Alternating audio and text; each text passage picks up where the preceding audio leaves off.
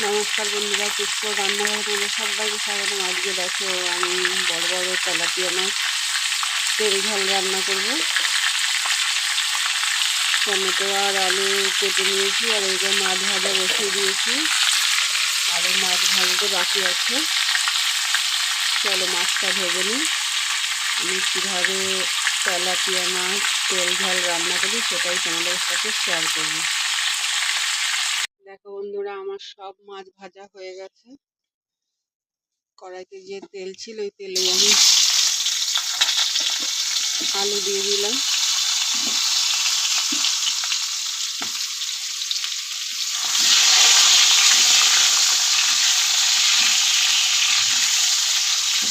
আলুটা বেশ একটু লাল লাল করে ভেজে নেব। দিয়ে দেবো স্বাদ মতো লবণ,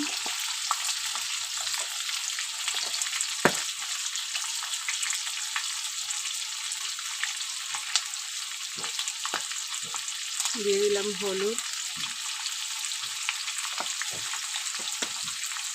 আমি একটা পেস্ট বানিয়ে নিয়েছিলাম পেঁয়াজ রসুন আদা, আর এখানে একটা টমেটো দিয়ে দিয়েছি, একটু লঙ্কার গুঁড়ো একটু জিরের গুঁড়ো দিয়ে দেবো। মশলাটাকে বেশ ভালো করে আমি কষিয়ে নেব। একদম সহজ পদ্ধতিতে আমি রান্না করছি।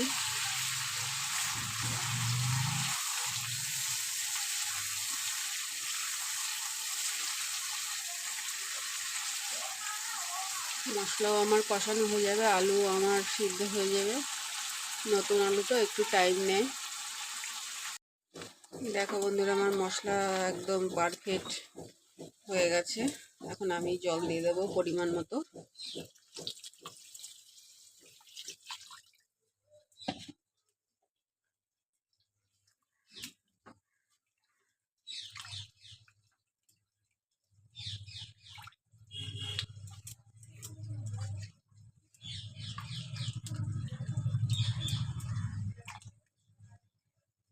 চলো এবার একটু ফুটে নিক, একটু ঢাকা দিয়ে দিই। ফুটে গেছে, এবার আমি এক এক করে মাছগুলো দিয়ে দেবো বন্ধুরা।